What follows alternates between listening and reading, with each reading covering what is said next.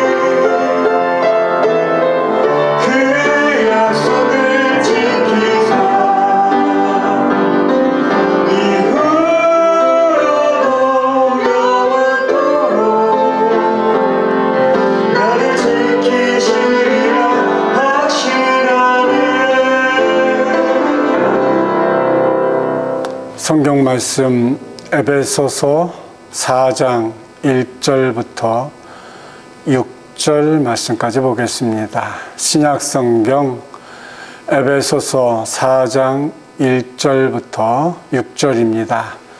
찾은 줄 믿고 함께誦독하겠습니다. 그러므로 주 안에서 갇힌 내가 너희를 권하노니 너희가 부르심을 받은 일에 합당하게 행하여 모든 겸손과 온유로 하고 오래 참음으로 사랑 가운데서 서로 용납하고 평안에 매는 줄로 성령이 하나 되게 하신 것을 힘써 지키라. 몸이 하나요 성령도 한 분이시니 이와 같이 너희가 부르심의 한 소망 안에서 부르심을 받았느니라. 주도 한 분이시요 믿음도 하나요 세례도 하나요 하나님도 한 분이시니 곧 만유의 아버지시라. 만유 위에 계시고 만유를 통일하시고 만유 가운데 계시도다. 아멘. 오늘 에베소서 4장 1절부터 6절 말씀 가지고 부르심에 합당한 성도, 이런 제목으로 함께 은혜를 나누고자 합니다. 이솝 우화 중에 이런 이야기가 있습니다. 어느 날 사자 한 마리가 산에서 사람들이 파놓은 함정에 빠졌습니다. 너무 깊어서 아무리 몸부림을 쳐도 혼자서는 빠져나올 수가 없었습니다. 한 사흘을 굶으면서 죽을 지경이 되었는데도 토끼가 지나가다 그 모습을 보게 되었습니다. 그자 숲속의 왕인 사자가 눈물을 흘리며 좀 살려달라고 사정을 했습니다. 그러자 마음 약한 토끼가 고민을 하다가 건져주어도 안 잡아 먹겠다는 약속을 받고 큰 나뭇가지 하나를 구덩이에 던져주었습니다. 사자는 그것을 이용해서 밖으로 나왔습니다. 그런데 막상 나오고 나니까 사자의 마음이 바뀌었습니다. 사흘 동안이나 굶어서 제정신이 아닌데 지금 눈앞에 맛있는 먹잇감이 있으니 욕심이 난 것입니다. 그래서 토끼에게 내가 배가 너무 고파서 너를 잡아먹어야겠다. 그러니 토끼가 깜짝 놀라서 세상에 이런 배은망덕한 일이 어디 있습니까? 내가 당신을 살려주었는데 이럴 수 있습니까? 이렇게 실랑이를 벌리고 있을 때 마침 그곳에 여우가 지나가다가 그 모습을 보고 무슨 일이냐고 물었습니다. 그러자 토끼가 자초지종을 이야기해 주었습니다. 이야기를 다 듣고 난 여우가 지혜를 발휘했습니다. 숲속의 사자왕이여, 이 토끼가 구해주기 전에 어떤 모습이었지요?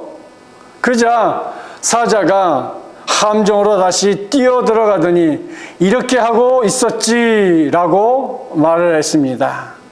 이에 여우가 그럼 원래대로 그냥 그렇게 계십시오 라고 한 후에 토끼야 가자 하고 그냥 가버렸습니다.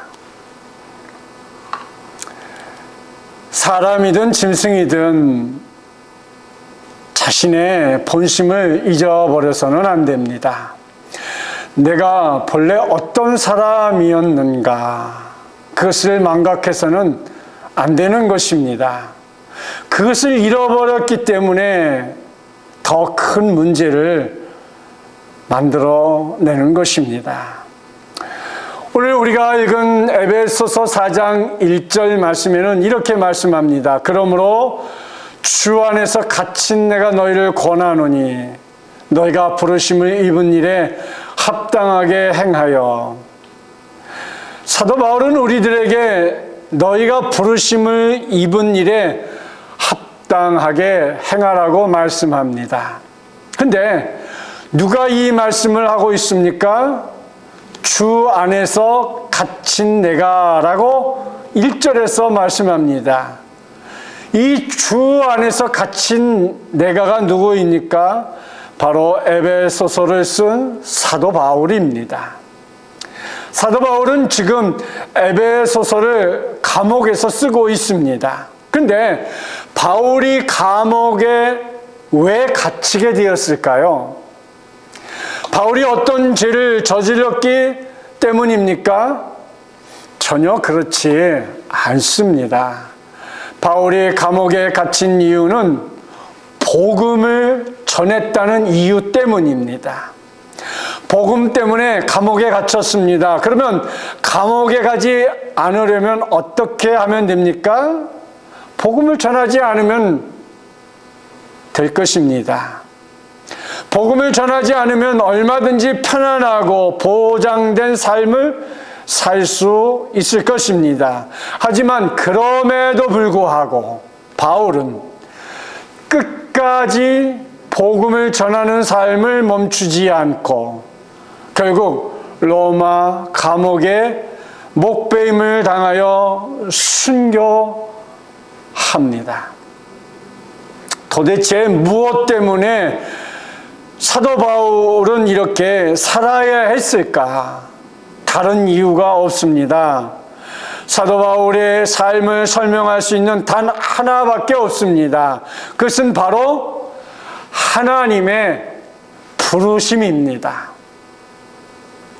하나님께서 불러주셨기 때문에 부르심에 따라 살았을 뿐입니다. 그것은 사도 바울이 원했느냐, 그렇지 않느냐는 문제가 아닙니다. 부르셨기 때문에 거기에 순종하는 것입니다. 그래서 사도 바울이 쓴 편지를 보면서 자신이 사도가 된 것이 하나님의 부르심 때문이라고 꼭 밝히는 것을 볼 수 있습니다. 신약성경 로마서 1장 1절 말씀에 보면 이렇게 기록하고 있습니다. 예수 그리스도의 종 바울은 사도 부르심을 받아 하나님의 복음을 위하여 택정함을 입었으니, 이렇게 말씀하고 또 신약성경 고린도전서 1장 1절에서는 하나님의 뜻을 따라 그리스도 예수의 사도로 부르심을 받은 바울과 형제 소스데네는 이라고 이야기합니다. 이처럼 바울은 자신이 사도가 된 것이 스스로 된 것이 아니라 하나님의 부르심으로 되었다는 것을 분명히 알고 있었고, 그러므로 부르심에 합당하게 살려고 평생을 힘썼던 것을 우리에게 가르쳐주고 있는 것입니다. 그러면 부르심에 합당한 성도는 어떤 모습일까요? 오늘 본문 2절, 3절에서 부르심에 합당하게 살아가는 길을 우리에게 가르쳐주고 있습니다. 첫째로 부르심에 합당한 성도는 작은 첫째, 겸손입니다. 에베소서 4장 2절에 보니까 모든 겸손과 온유로 하고 오래 참음으로 사랑 가운데서 서로 용납하고, 그러니까 모든 겸손과 이렇게 이야기하고 있습니다. 당시 사고방식에서 겸손은 종이나 노예가 가져야 할 덕목이었습니다. 자유인들은 그것을 악덕이라 이렇게 생각을 했던 시대였기 때문에 겸손한다는 것은 참 어려운 것입니다. 이 겸손은 종이나 노예들이 가지고 있는 것이지 주인이나 지배자들이 겸손할 필요는 없었습니다. 종을 부려야 하는데 주인이 겸손하면 오히려 큰 문제가 생깁니다. 이것이 당시 사람들의 사고 방식이었습니다. 그러나 그리스도인들에게 있어서 가장 크고 중요한 덕은 역시 겸손입니다. 그래서 예수님도 나는 마음이 온유하고 겸손하니 나의 명예를 메고 나에게 와서 배우라. 아멘. 겸손이 무엇인가요? 자기를 비우는 것이지요. 자신이 죄인임을 깨닫는 것입니다. 아무것도 아니라는 사실을 깨달을 때 비로소 우리가 겸손해질 수 있어요. 인간이 진정으로 겸손하려면 예수님 앞에 겸손한 모습으로 나아가야 합니다. 예수님이 겸손 자체이기 때문입니다. 겸손한 사람 앞에서는 모든 것이 하나가 됩니다. 겸손하면 평화가 옵니다. 겸손하면 내가 아닌 예수님이 세워 지고 나의 법이 아닌 예수님의 법이 되어지는 것입니다. 또 두 번째로 부르심에 합당한 성도, 작은 두 번째는 온유입니다. 에베소서 4장 2절 말씀에 보니까 모든 겸손과 그리고 온유로 하고 이렇게 얘기했어요. 온유는 길들여지는 말을 의미합니다. 힘이 있지만 그 힘을 함부로 사용하지 않고 극도로 절제하고 또 필요한 곳에서만 선하게 사용할 줄 아는 것을 말합니다. 그래서 온유한 사람은 마음에 분노가 생겨도 감정이 성령 하나님에 의해서 조절됩니다. 온유는 긴장과 분노의 마음을 풀어줍니다. 온유한 사람은 다른 사람으로 하여금 평화로움을 느끼게 합니다. 온유는 다툼을 누그러뜨리고 성도를 하나로 만들어 줍니다. 또 작은 세 번째로 부르심에 합당한 성도는 오래 참습니다. 에베소서 4장 2절 말씀에 모든 겸손과 온유로 하고 오래 참음으로 그랬습니다. 오래 참는 것이 무엇일까요? 포기하거나 타협하는 것이 아니라 인내로 끝까지 기다리는 것을 오래 참음이라 이렇게 말합니다. 자기가 분명히 옳다고 확신하는 것을 급하게 억지로 이루려고 하지 않고 온유와 겸손으로 오래 참고 기다리는 것을 말합니다. 오래 참고 기다림으로 하나님의 복을 성취하는 것입니다. 오래 참는 그것이 곧 복이요 사랑입니다. 가정이나 교회에서 또는 우리 성도들이 직장에서 사업장에서 가장 필요한 것이 무엇인가요? 서로 오래 참고 기다려주는 것입니다. 제가 지난주 시차례에서 우리 후배 목사님들이 이제 물어서 제가 한마디로 목회는 오래 참고 기다림이다 라는 말을 했습니다. 그렇습니다.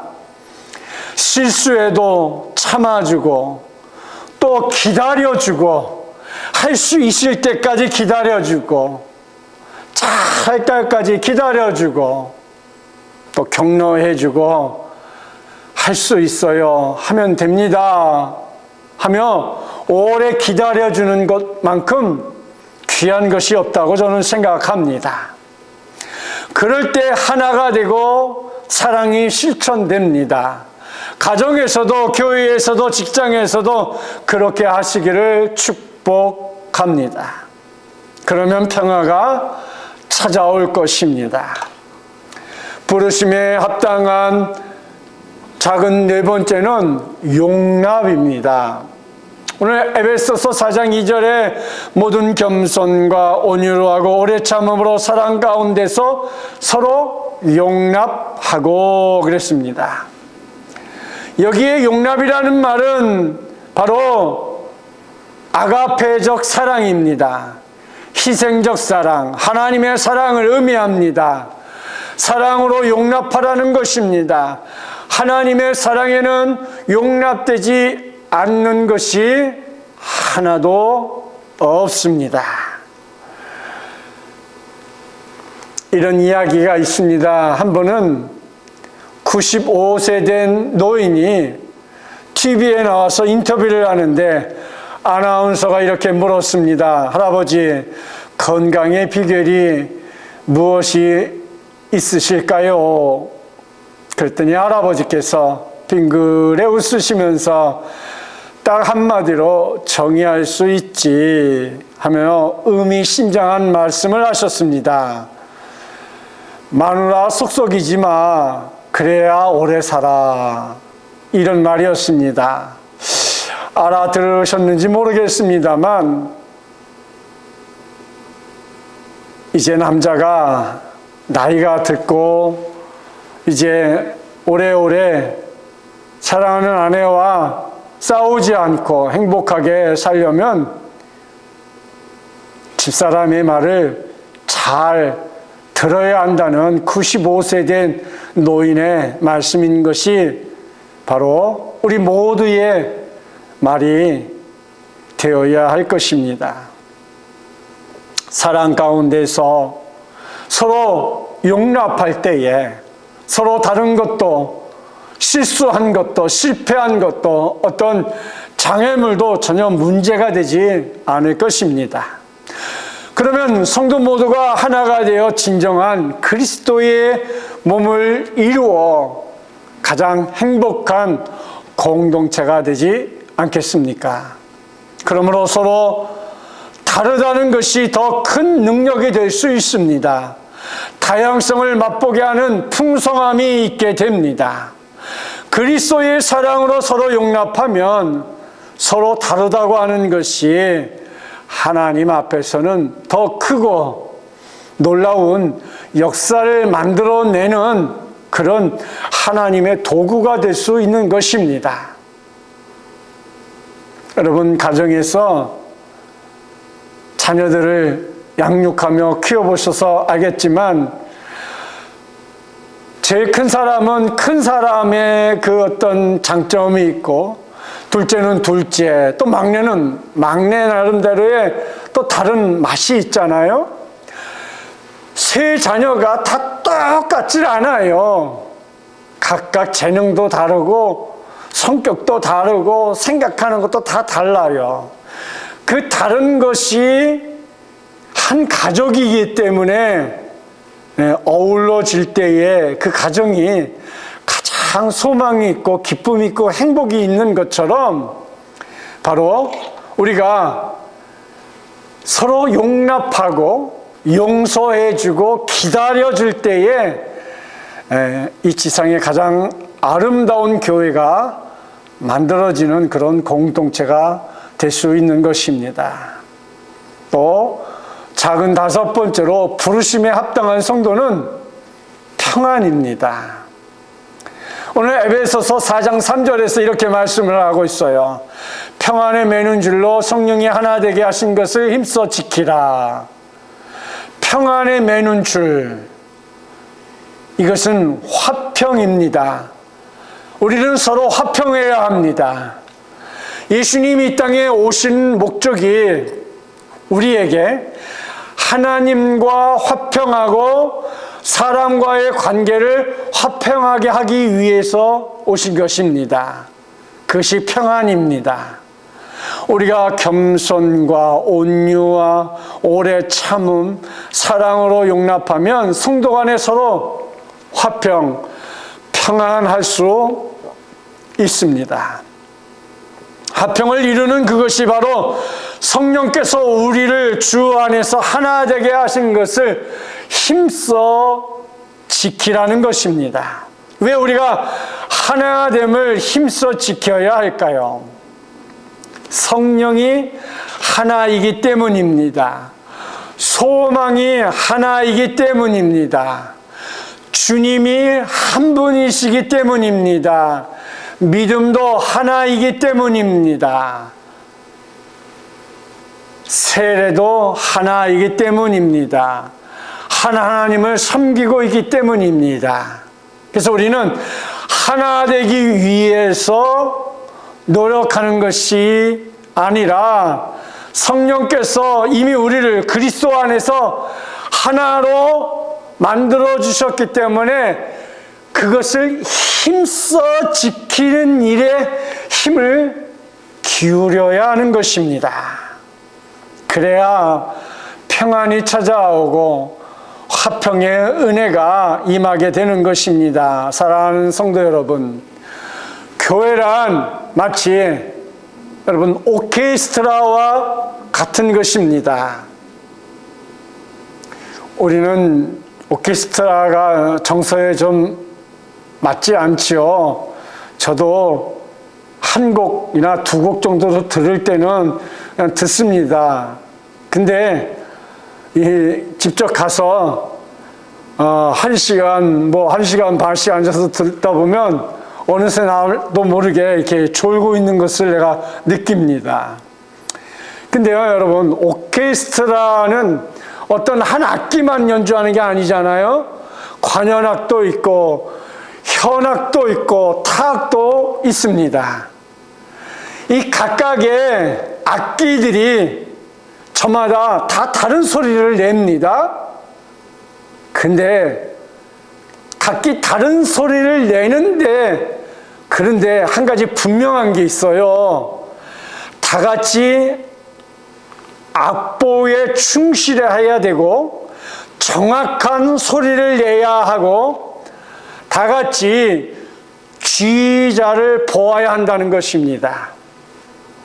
예를 들어서 각각 다 다른 이런 오케스트라의 악기들이, 예를 들어서 바이올린의 소리를 너무 크게 낸다든가, 또 나팔을 어떤 소리를 더 크게 낸다든가, 그러면 불협화음이 되어서 정말 오케스트라의 그 아름다운 선율이 깨어질 수밖에 없습니다. 그래서 여러 악기가 있지만은 그 여러 악기가 조화를 이루고 한 음식을 만들어서 그 각각 고유의 소리이지만 우리가 들을 때 그 선율이 얼마나 아름답게 우리를 빠져들게 만들고 있습니까? 그렇습니다. 교회도 마찬가지예요. 성도들이 보는 악보는 무엇일까요? 성경입니다. 우리가 교회에 와서 성경을 보지 않냐고 세상에 불경을 본다고 생각해 보세요. 얼마나 끔찍합니까? 마호메트들이 있는 그런 코란을 읽는다든가 이러면 얼마나 불행입니까? 우리는 교회에 와서는 오로지 성경 66권이 말씀하는 그 말씀만 우리가 보는 거예요. 그러므로 악보의 음표는 겸손과 온유와 오래 참음과 사랑과 용납이라는 음표를 가지고 우리가 온 성도들이 그 음을 정확하게 연주할 때에 우리 한생명 비전 교회라는 이 오케스트라가 가장 아름다운 화모니로 아름답게 찬양을 할 때에 그 향기를 바로 하나님이 다 연락하시고 우리에게 축복을 주시는 것입니다. 그러면서 하나님께서 작곡하신 화평으로 하나됨이라는 곡을 완벽하게 연주할 수 있는 것이 바로 교회 공동체의 모습인 것입니다. 그러면 아주 완벽하게 조화된 아름다운 오케스트라의 위대한 음악 작품이 매주일 우리에게 이제 나오게 되는 것이지요.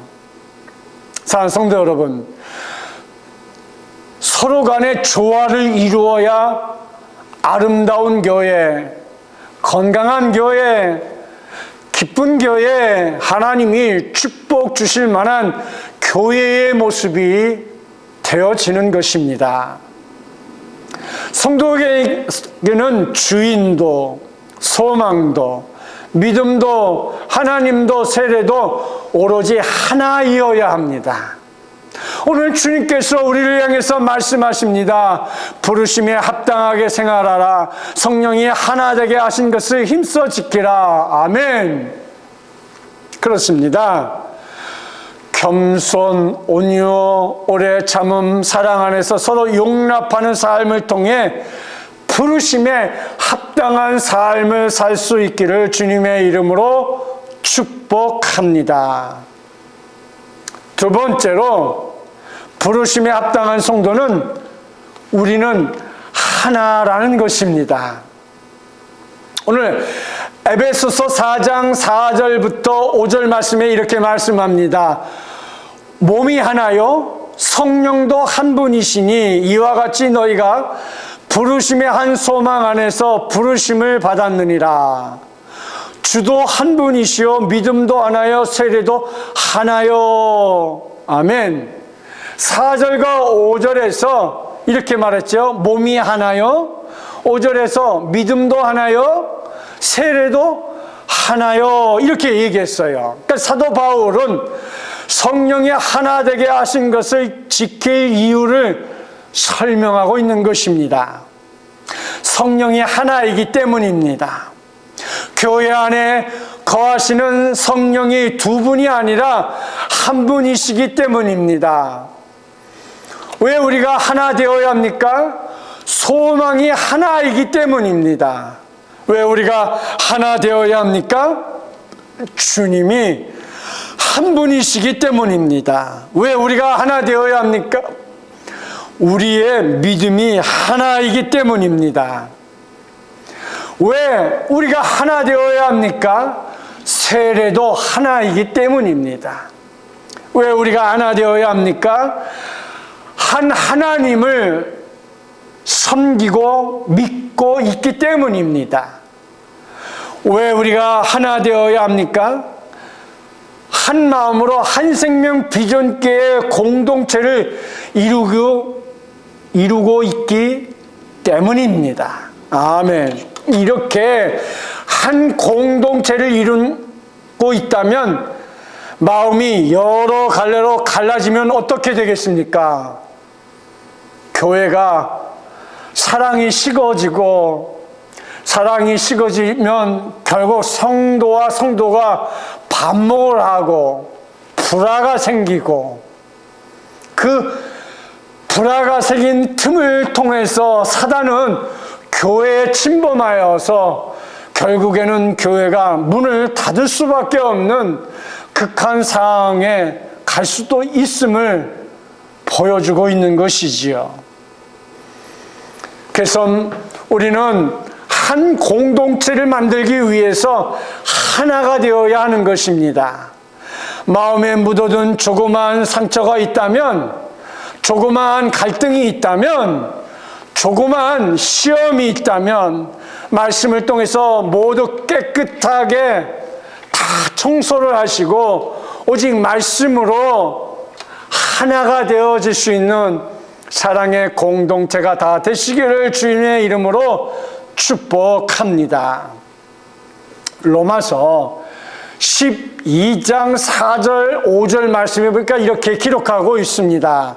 우리가 한 몸에 많은 지체를 가졌으나 모든 지체가 같은 기능을 가진 것이 아니니. 여러분, 모든 지체가 같은 기능을 가진 것이 아니라는 거예요.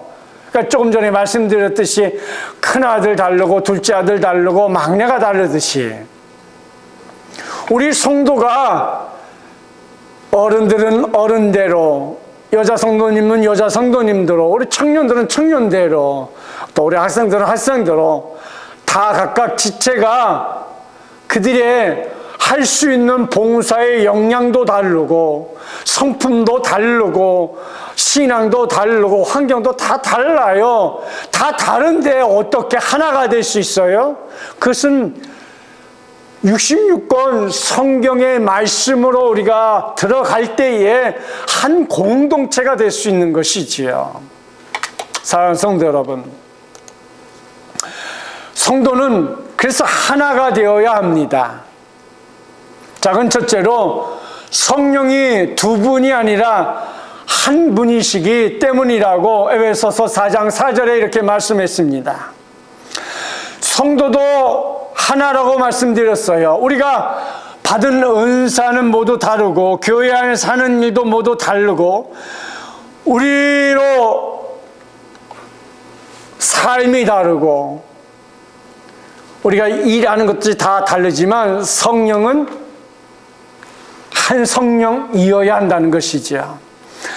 신약성경 고린도전서 12장 4절에 은사는 여러 가지나 성령은 같고, 아멘. 그렇습니다. 성도가 많이 계시면 그 성도가 다 은사가 있을 거예요. 섬기는 은사가 있을 것이며, 또 치유의 은사가 있는가 하면, 기쁨의 은사가 있는가 하면, 봉사의 은사가 있는, 다 은사가 달라요. 그러나 그 은사는 다르지만 성령은 같다는 것이죠. 그 모든 은사들이 결국 한 성령에 의해서 온 것임을 우리에게 말씀하고 있는 것이죠. 이렇게 한 성령이 어떤 사람에게는 지혜의 말씀으로, 어떤 이에게는 지식의 말씀으로, 어떤 이에게는 능력 행함으로, 어떤 사람에게는 능력 행함을 받는 모습으로, 또 어떤 이에게는 영 분별함으로, 또 어떤 이에게는 각종 방언 행함으로, 또 어떤 이에게는 사랑의 역사로, 그러니까 각자가 받은 은사와 봉사의 직책이 다 다른 것이지요.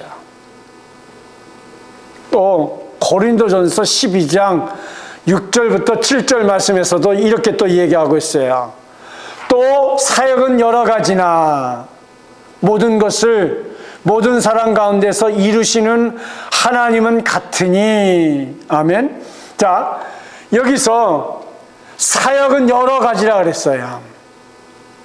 가르치는 은사는 있는 사람은 가르치는 일을 하고, 전도를 잘하는 사람은 전도의 사역을 감당해야 하고, 그래서 세계 선교도 가야 하고, 또 남을 이제 섬기는 은사나 또 봉사하는 은사들, 또 악기로 봉사도 하고, 또 영상으로 봉사를 하고, 또 찬양으로 봉사하고, 부엌에서 맛있는 음식으로 봉사하고, 우리가 빨리 코로나가 멈춰서 교회 밥이 참 제일 맛있는데 우리가 그런 날이 좀 아쉽습니다.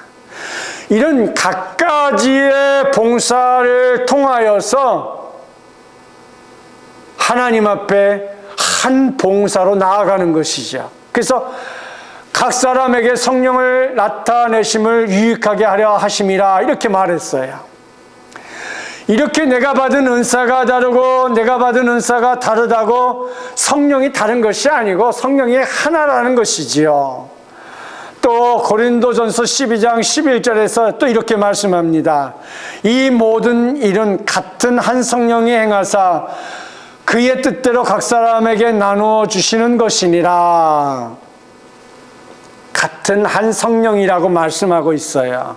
그러니까 성도는 성령이 필요한 대로 나누어 주시는 은사를 겸손하게 받아서 주신 대로 충성하는 것입니다. 또한 소망이 하나라고 말씀하고 있습니다. 작은 두 번째로 소망이 하나이어야 합니다. 에베소서 4장 4절에 보니까 너희가 부르심의 한 소망 안에서 부르심을 받았느니라. 한 소망 안에서 부르심을 받았다는 것이죠. 부르심의 한 소망은 하나님은 우리를 불러주신 구원의 소망을 말합니다. 그리고 부르심을 받았다는 것은 하나님이 우리를 불러서 구원해 주셨고 하나님의 자녀로 삼아 주셨다는 말입니다. 우리 모두가 구원의 소망, 천국의 소망을 가지고 살아가는 복된 성도입니다. 또한 주님이 한 분이라고 말씀드렸어요. 작은 세 번째로 주님이 한 분이기 때문입니다. 우리의 신앙을 한번 생각해 보시기를 바랍니다. 주도 한 분이라고 고백이 있으십니까?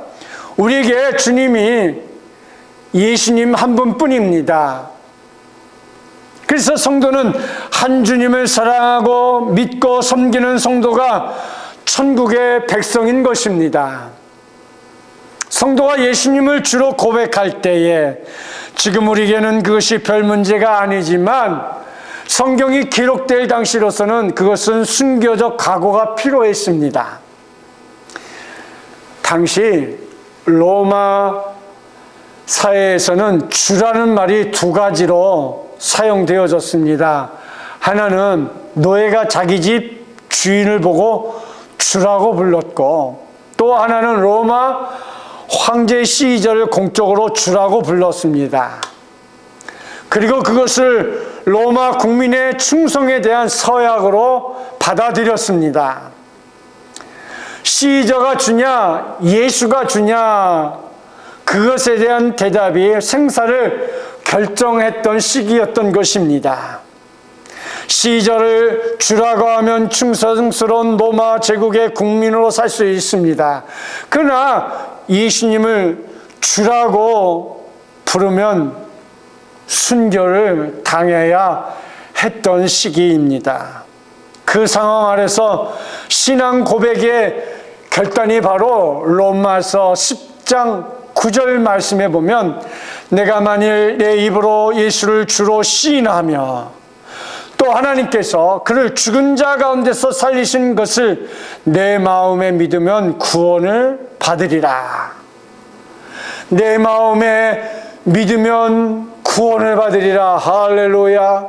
예수님을 주로 시인하면 죽었습니다.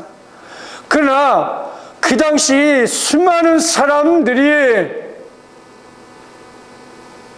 주님을 시인함을 통하여서 순교의 자리를 마다하지 않고 순교의 그 피가, 순교의 그 믿음이 전 세계에 선교지로 흘러 들어가서 모든 나라에 복음이 들어가고 우리나라에까지 들어와서 지금 여러분과 내가 이렇게 하나님의 자녀가 되었고 구원받은 성도가 되었으며, 또다시 아직도 복음이 들어가지 않은 그곳에 복음이 흘러 들어가 예수님을 주로 시인하는 그런 백성들을 구원하는 일이 아직도 필요한 것입니다. 영원히 사는, 죽음을 뛰어넘는 생명을 주신 분이 바로 예수님이심을 믿으시기를 주의 이름으로 축복합니다.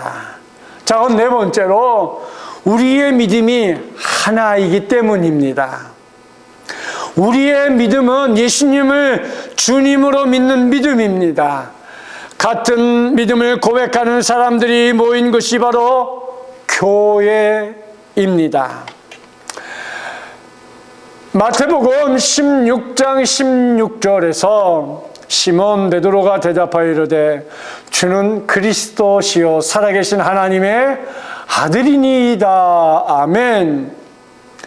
이 베드로의 신앙 고백에 대해서 예수님이 답변해 주셨습니다. 마태복음 16장 18절에서 또 내가 내게 이르노니 너는 베드로라. 내가 이 반석 위에 네 교회를 세우리니 음부의 권세가 이기지 못하리라. 아멘.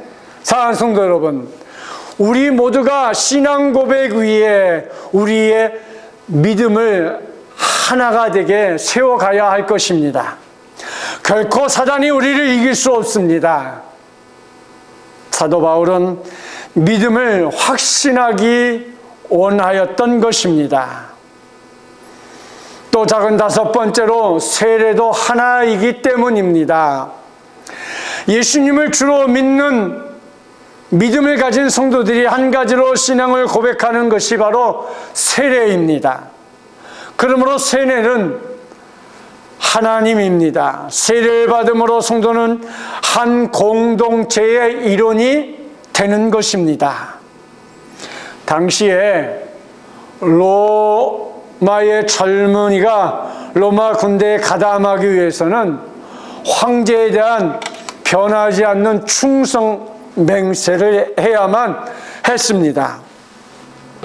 마찬가지로 예수님께 나의 죄를 고백하고 구주로 믿고 고백하는 것이 우리에게는 세례인 것입니다. 이것이 공적인 고백인 것입니다. 우리 모두가 한 세례를 받았습니다.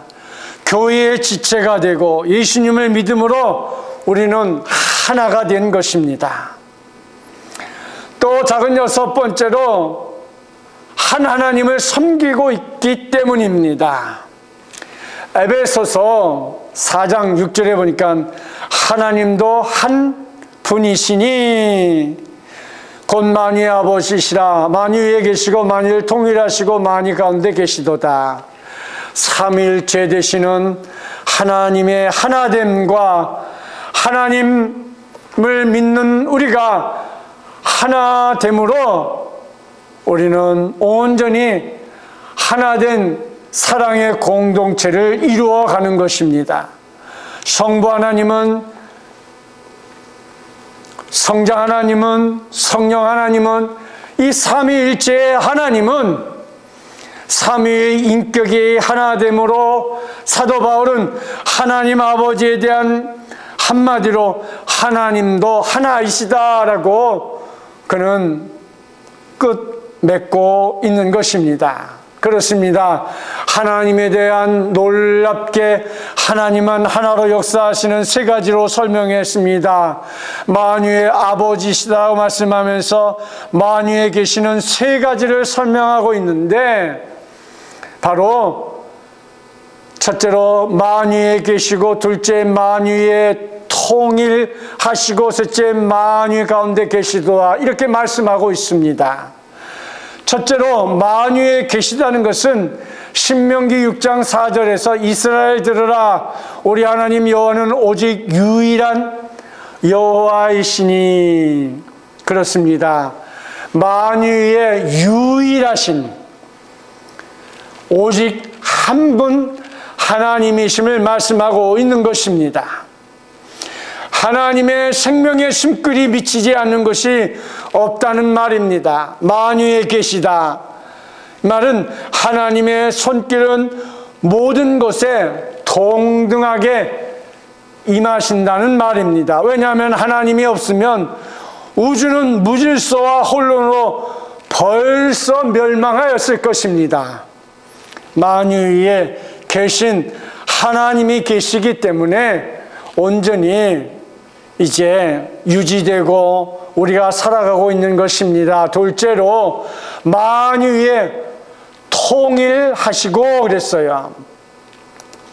사도 바울은 만유에 초월해서 계시고 만유를 꿰뚫어 통일하시며 섭리하시고, 그리고 만유 안에 임재하여 계시는 천지를 창조하고 운행하시는 하나님을 말씀하고 있습니다. 또 셋째로 만유 가운데 계시도다. 사도 바울은 하나님이 한 분이심을 계속 강조하고 있습니다. 오늘 우리가 읽은 에베소서 4장 3절과 4절에 평안에 매는 줄로 성령이 하나 되게 하신 것을 힘써 지키라. 몸이 하나요 성령도 한 분이시니 이와 같이 너희가 부르심에 한 소망 안에서 부르심을 받았느니라. 아멘. 성령이 하나요, 몸이 하나요, 성령도 한 분이시다, 이렇게 말한 것처럼 성령이 하나, 몸이 하나, 성령도 한 분, 이렇게 하나님이 한 분으로서의 모든 것을 우리에게 역사로 말씀하고 있는 것입니다. 만유에 계시고 만유를 꿰뚫어 보시고 만유 안에 계시고 그 하나님이 나의 하나님이신 것입니다. 우리는 하나님의 사랑을 받은 성도요, 천국의 백성이요, 아바 아버지라 부르는 자녀들 아닙니까? 그 하나님 아버지는 사랑하는 우리 성도들이 머리카락 하나까지도 쓰시며 우리의 모든 기도에 풍성하게 채워주시는 전능의 하나님이심을 말씀하고 있습니다. 이런 이야기가 있습니다. 1653년 스웨덴 대사로 배를 타고 떠나던 화이트록 씨는 폭풍 중 국가의 대사로서의 사명 때문에 초조해서 잠을 못 이루고 있었습니다. 근데 자기 옆에 자기가 데리고 가던 하인한 사람은 신나게 코를 다라랑거리면서 깊은 잠에 빠져 있었습니다. 하인이 중간에 잠을 이루지 못하는 주인에게 깨어서는 이렇게 말을 건넵니다. 주인님, 질문을 해도 괜찮을까요? 그래요, 괜찮으니 물으시오. 주인님, 기도하십시오. 하나님은 주인님이 세상에 오시기 전에 세상을 잘 다스리고 또 섭리해 왔고, 앞으로도 하나님은 변함없이 세상을 잘 다스리실 것입니다. 틀림없이 그렇게 하실 것입니다. 그러면서 기도하십시오. 주인님이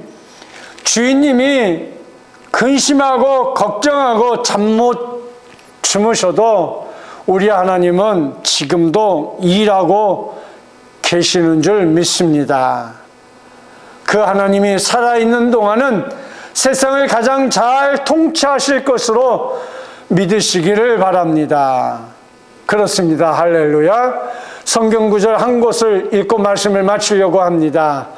고린도전서 1장 10절 말씀해 보니까 이렇게 말씀했어요. 형제들아, 내가 우리 주 예수 그리스도 이름으로 너희를 권하노니 모두가 같은 말을 하고 너희 가운데 분쟁이 없이 같은 마음과 같은 뜻으로 온전히 합하라. 할렐루야. 그렇습니다. 우리가 결국은 뭐예요? 하나라는 것이죠. 하나로 똘똘 뭉치면 놀라운 역사가 일어난다는 것이죠. 우리는 예수 그리스도를 주님으로 모시고 한 마음으로 예배하며 한 뜻으로 천국을 향해 가는 성도입니다. 성령으로 하나 되는 믿음의 공동체가 되시기를 주님의 이름으로 축복합니다. 기도하겠습니다. 사랑의 아버지 하나님, 은혜와 사랑을 감사합니다. 하나님은 한 번도 나를 실망시키신 적도 없고 언제나 은혜와 은혜로 공평하게 우리를 다 사랑해 주었습니다. 우리는 이 어려운 가운데서도 늘 주님의 귀한 은혜와 사랑과 은총과 축복 가운데 여기까지 왔음을 고백하며 앞으로도 더욱 많이 계속해서 변함없이 지키고 보호하고 축복해 주실 것을 믿으며 이 믿음 안에서 우리가 이 한 주간도 승리하고 이 10월 한 달도 승리함으로 하나님의 놀라운 은혜와 은총과 축복 가운데 살아가는 성도들의 모습이 다 될 수 있도록 역사해 주옵소서. 오늘도 하나님 앞에 이제 예배를 드리며 물질을 드립니다. 출연금을 드리며 11전금을 드리며 감사금을 드리며 여러 가지 소원의 예물들을 드리는 손길들을 일일이 기억해 주시고 어렵고 힘들 때에 우리가 말씀으로 소망을 삼고 하나님 말씀으로 하나가 되어서 더욱더 하나님 앞에 큰 영광 돌리는 믿음의 거룩한 성도들이 다 되어질 수 있도록 하나님 축복해 주시고 역사하여 주옵소서. 하나님께서 귀한 물질을 받으시고 선한 곳에 물질이 흘러갈 수 있도록 역사해 주실 줄 믿고 예수 그리스도 이름으로 감사하며 기도드리옵나이다. 아멘. 지금은 우리 주 예수 그리스도의 은혜와 하나님 아버지의 사랑과 성령의 감화 감동 위로 교통 충만하신 은혜가 오늘 하나님 앞에 이제 비록 영상으로 예배를 드리지만 하나님 앞에 예배를 드리는 우리 사랑하는 성도들 머리머리 위에 저들이 행하는 사업과 직장 위에 이 나라 이 민족 위에 의료진들 위에 세계 선교 위에 이제부터 영원토록 함께 있을지어다. 아멘.